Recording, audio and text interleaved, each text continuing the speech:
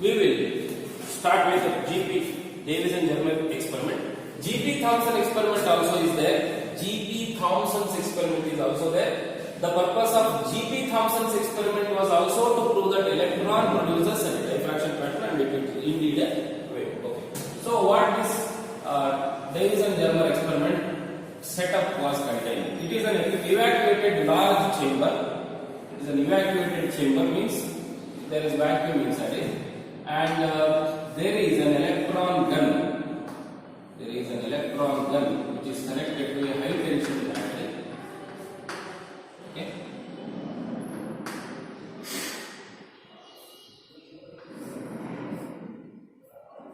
Yes.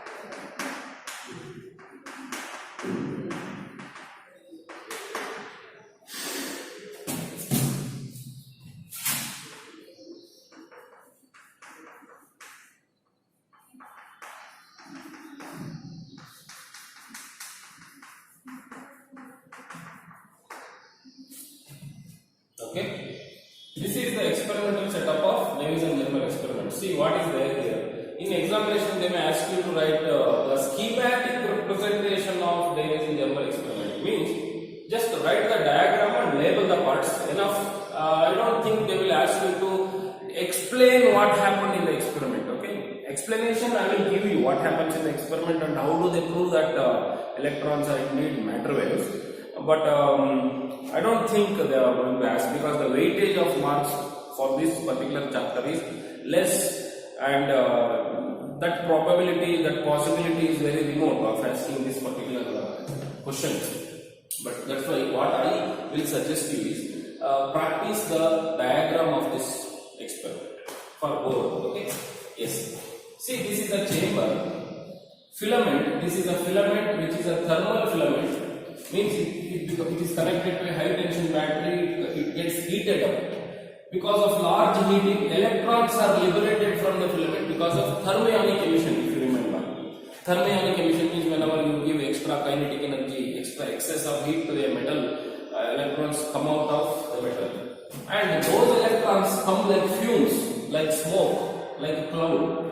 And all those electrons are attracted by a positive collimeter, positively charged collimeter. What is the purpose of a collimeter?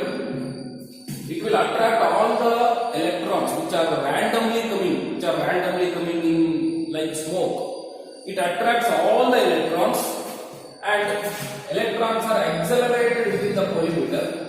Within the collimeter, the electrons are accelerated, and all those electrons are made into a strong beam of So it is just like cotton threads are there. Taking all the cotton threads, we will view a thread, a rope of cotton, a string of cotton. Okay, like that. Electrons are there randomly, and this collimator will make the randomly moving electrons into a strong beam like rod. These fast moving electrons are made to hit a nickel target. Why they use nickel? Nickel is a crystal. Crystal means the atoms are arranged in particular pattern. The atomic distance between two atoms in nickel is ordered. So wherever there is an ordered arrangement of atoms in a element, we call it as a crystal. And nickel is a crystal. It's a metallic crystal. So why it contains atoms? Whenever these electron beams hit the nickel crystal, some of the electrons are scattered and they are getting diffracted. We will measure the scattering angle also. We will measure the scattering angle here. And also diffracted angles, diffracted electrons, because there will be electrons which are coming in random directions. So we will measure the diffracted electrons and also as well as the scattered electrons. Where do we get the maximum intensity of electrons? Okay, there is a detector. Whenever electron hits the screen of detector, it will measure one electric pulse, because electron absorption means electric pulse. So more electron absorbed means more electric pulse. This detector will be moving all around here. It will check whether where the scattered electron intensity is more. So it has been recorded that at 50 degree, a maximum intensity of electrons is recorded. Whenever we are using a voltage of 54 volts potential difference between these two electron filaments.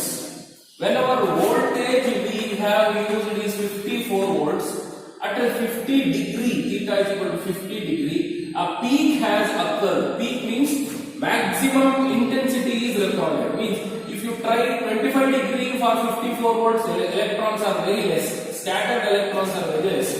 And if you try here at 72 degree, then for the same 54 volts, it will not be there. For 50 degree at 54 volts, you have recorded a maximum peak in the electron intensity.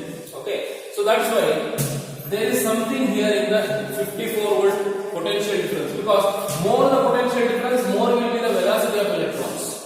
So this 54 volt has something to do with the velocity of electrons, and theta is corresponding to this particular velocity given by the 54 volts potential difference. So as a result, if you calculate using the de Broglie hypothesis, if you calculate lambda is equal to 12.27 angstrom divided by root of 54, because we are working with electrons. 12.27 angstrom, you know, 10 to the power of minus 10 divided by square root of 54. You will get approximately 0.165 nanometers of wavelength, or in other words, you can take 0.165 nanometer means 1.65 angstroms it becomes. Okay. So what does it mean? It means that the wavelength of this hitting electron beam is approximately 1.65 angstrom, which is of the order of atomic distance between two nickel crystals. Because I have already told you the atomic distance between two nickel crystals is of the order of 1 angstrom to 100 angstrom, 1 angstrom to 10 angstrom. So as a result, the wavelength is of the order of 1 angstrom to 100 angstrom, which is exactly compatible with the atomic distance. And if you calculate it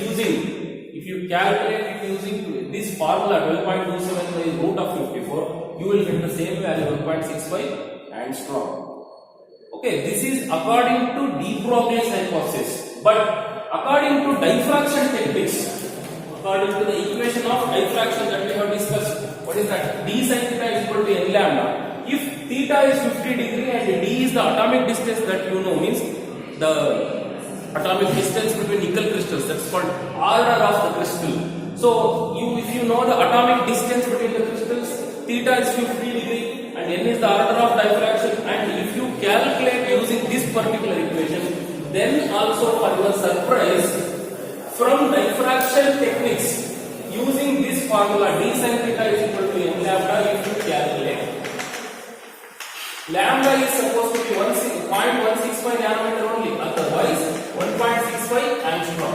So what does it indicate? From diffraction formula, if you calculate, lambda is supposed to be 1.65. From de Broglie hypothesis also, for 54 volts, if you calculate, it is 0.165 nanometer. What does it indicate? It means both the techniques, de Broglie hypothesis has predicted the same wavelength. Diffraction technique also has predicted the same wavelength. It means those are nothing but waves, because these are matter waves.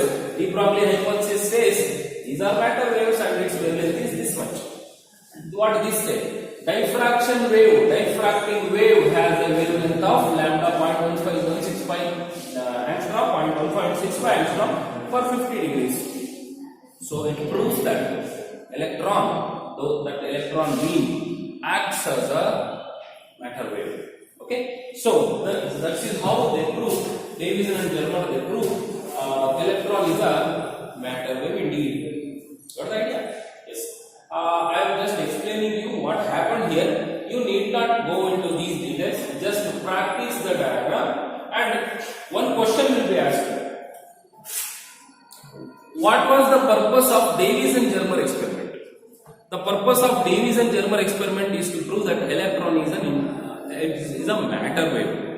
Or which experiment proved that electron is a matter wave? Davison-Germer experiment you can write. Otherwise, another experiment is there. G.P. Thomson's experiment. G.P. Thomson's experiment. This G.P. Thomson is the son of J.J. Thomson, who is the discoverer of electron. Okay, G.P. Thomson's experiment has also proved that electron is a matter wave. Okay. One question was asked last year. What was the outcome of Davison-Germer experiment or G.P. Thomson's experiment? What was the outcome? Outcome means what is the result? What you have learned from that? So the answer is very simple. Outcome of G.P. Thomson's experiment, outcome of Davison-Germer experiment is that electron is a matter wave.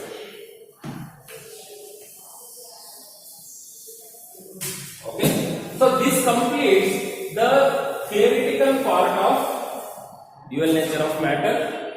Okay, we will go to the neat aspect of this. Okay.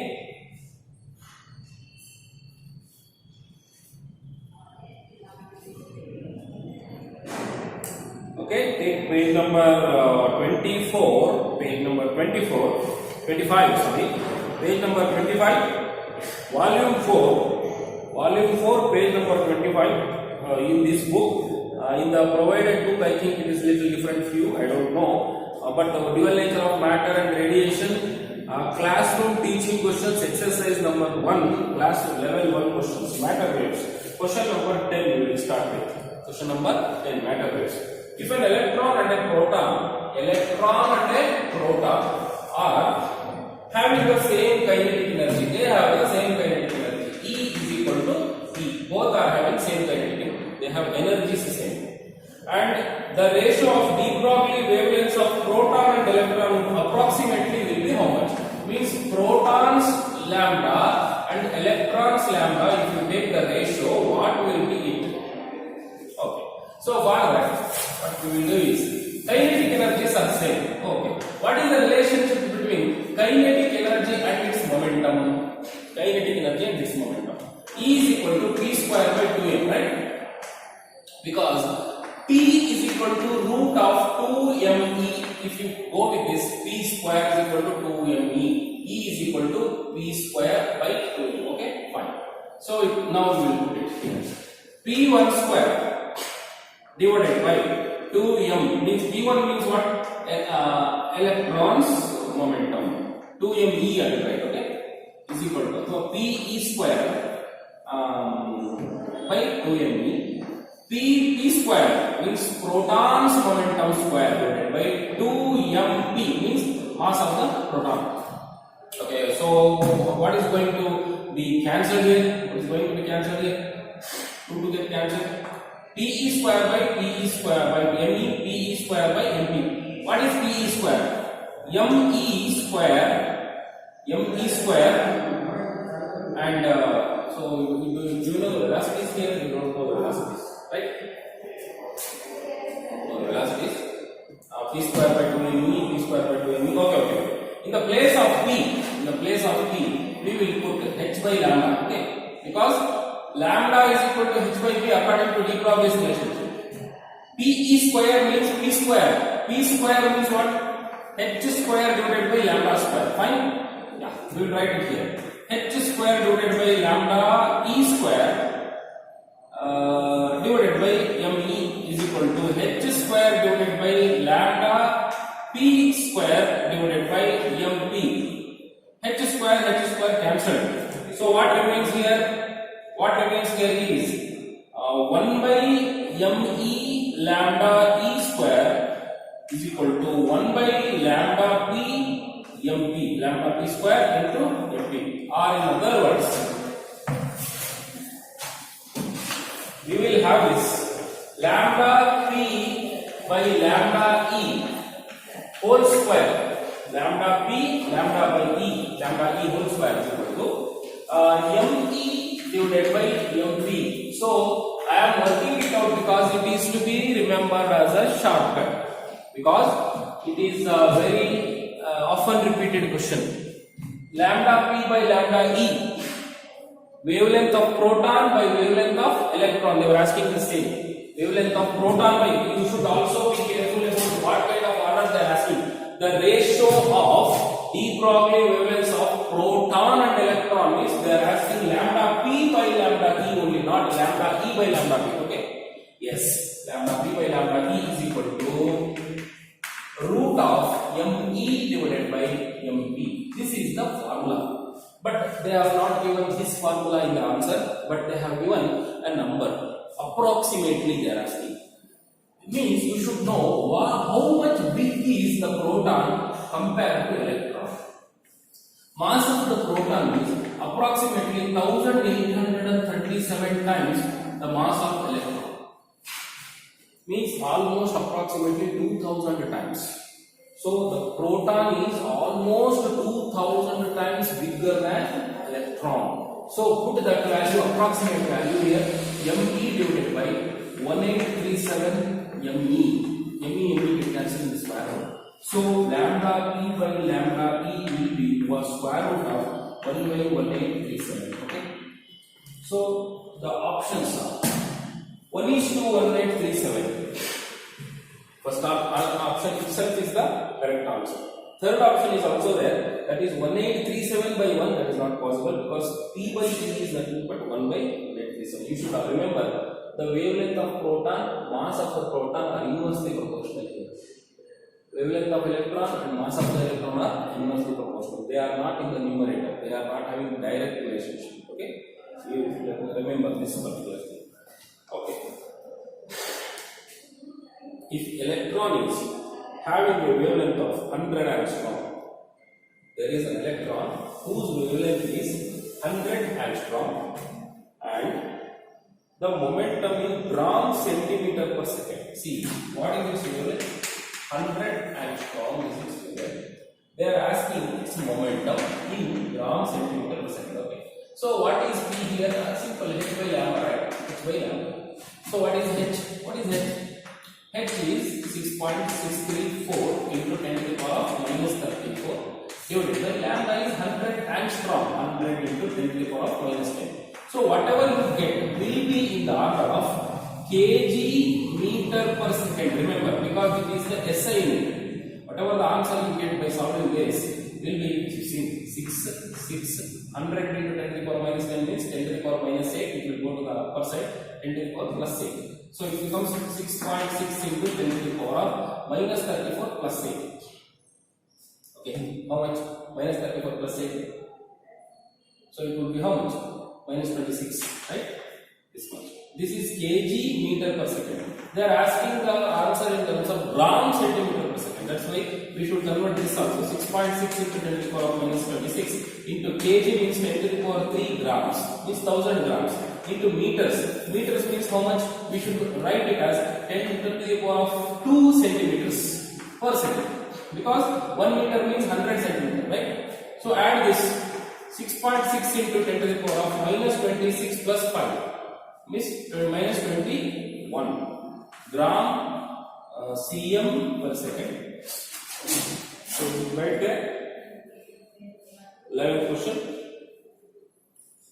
4. Yeah, 6.6 into 10 to the power of minus 21 is there. That's the correct one.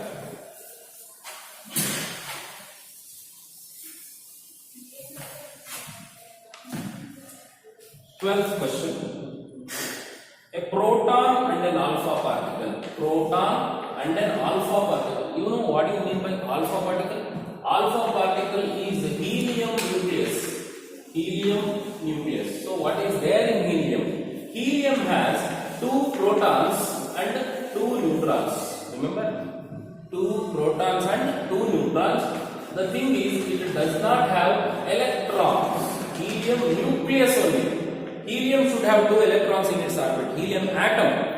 If electrons are also added, it is called helium atom. If you remove the electrons, only nucleus is left. Then it is a big ball of 2 protons and 2 neutrons. That is called an alpha particle. The helium nucleus itself is called alpha particle. So in helium nucleus, how many particles are there? There are 4 particles, which are almost equal to proton and neutron, because neutrons are 2, protons are 2. Mass of the proton and mass of the neutron are almost same. They are not exactly equal. We can take them as almost equal. That's why there are 4 MPs here. Okay, 4 proton-like particles are there. Means its mass is approximately equal to 4 times the mass of 1 proton. 4 mp is its mass. Okay, its mass is this. What is the charge present on the alpha particle? Alpha particle has a charge of how much? How much? 2 protons are there. It has a charge of 2e. So capital M is 4 mp. Charge is 2e. That is about the helium nucleus. And proton, you know, proton is simply a charge having mp mass, and charge is simply e. Q is equal to E. Capital M is equal to MP. Q is equal to E. This is about proton. Next, what is the question? Proton and an alpha particle are accelerated through the same potential difference. Now they are accelerated through the same potential difference. Means it is also attracted using the same potential difference. Let's say 10 volt attracted. Alpha particle is moving under 10 volt. Since it is heavy, it will go slow.